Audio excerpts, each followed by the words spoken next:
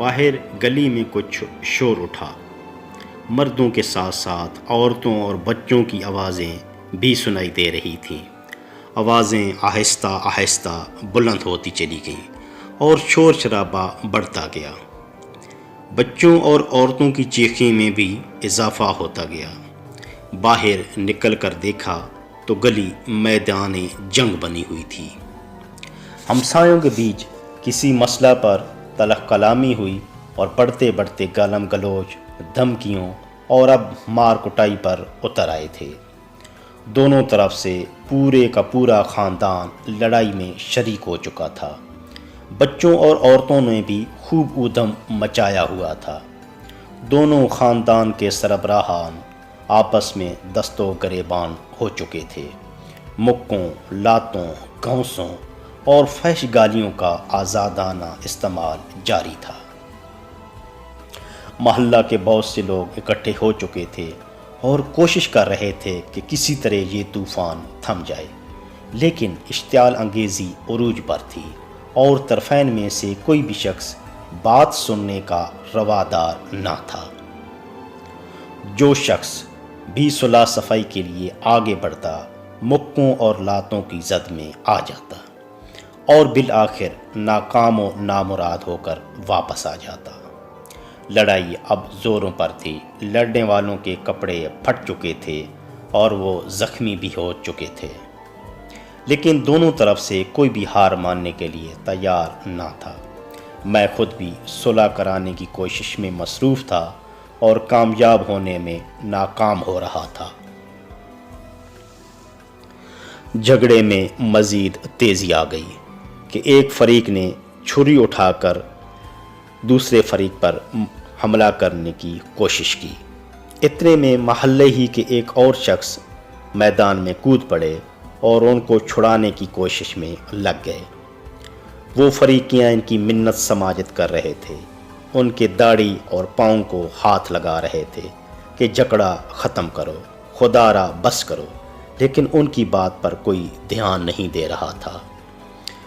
اس نے بھی ہمت نہ ہاری۔ بالآخر وہ ایک صاحب کو، جن کا بظاہر پلڑا بھاری نظر آ رہا تھا، ان کی طرف لپکے، ان کی داڑھی کو ہاتھ لگایا، منت سماجت کی، ہاتھ جوڑے۔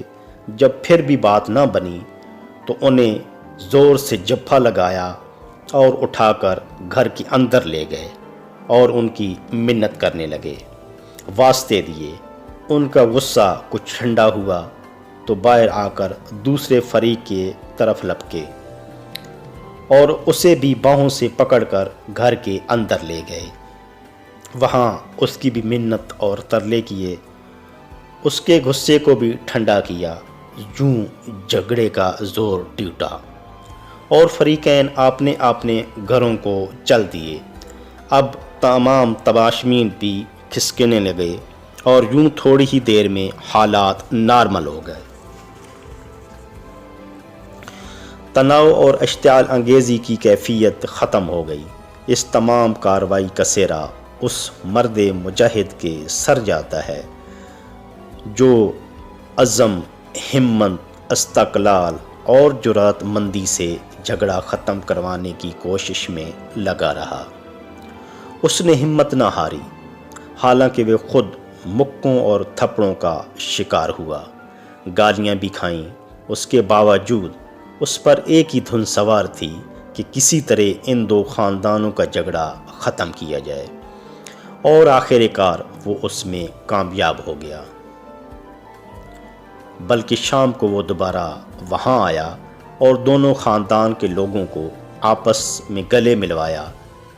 جو رنجش اور غصہ ابھی باقی تھا وہ بھی ختم ہو گیا، اور یوں وہ آپس میں گھل مل گئے اور ہنسی خوشی رہنے لگے۔ تو دوستو، آپ نے دیکھا کہ فقط ایک ہی شخص نے کیسے اس جھگڑے کا پانسا بدلا، کیسے دو لڑنے والے بھائیوں کی آپس میں صلح کروا دی اور ناخوشگوار حالات پر قابو پا کر امن و سکون کا باعث بنا۔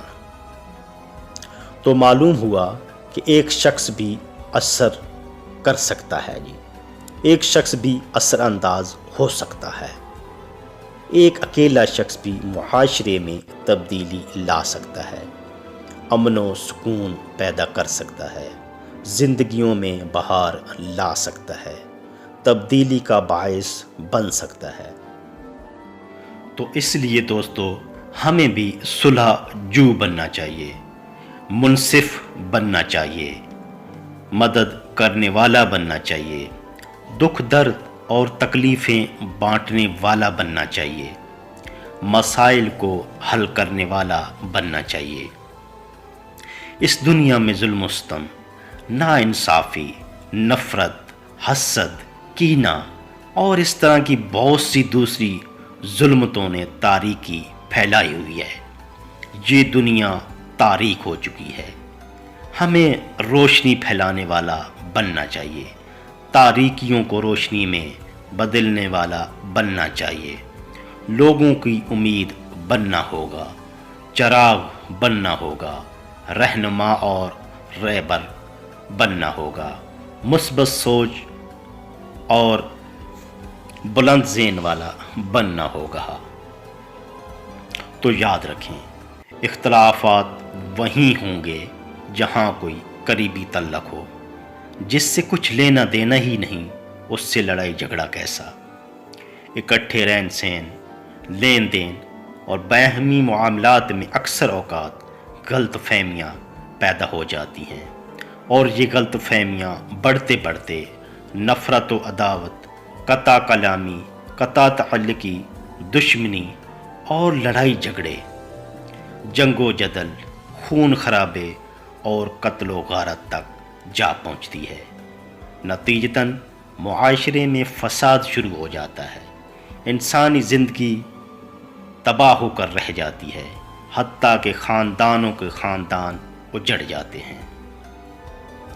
تو دوستو، آپ کو معاملہ فہم بننا ہوگا، صلح جو بننا ہوگا، حالات کا باریک بینی سے جائزہ لینے والا بننا ہوگا، برائی کو ختم کرنے والا بننا ہوگا، فراخ دل بننا ہوگا۔